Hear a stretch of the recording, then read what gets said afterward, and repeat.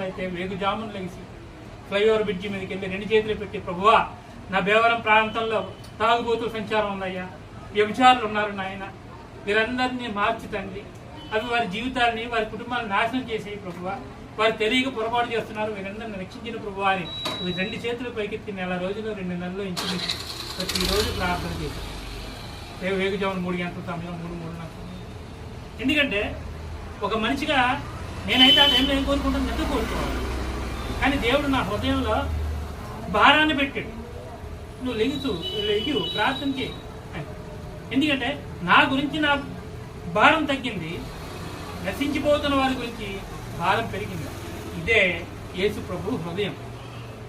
ఈ భారం ఉన్నవాళ్ళు, ఈ తలాంతు ఉన్నవాళ్ళు, ఏదో ఒక రకమైన తలాంతి, సువార్త చెప్పగలిగేవాళ్ళు సువార్త చెప్పడం, ప్రార్థన చేయగలిగేవాళ్ళు ప్రార్థన చేయడం, లేదా పాటలు పాడగలిగేవాళ్ళు పాటలు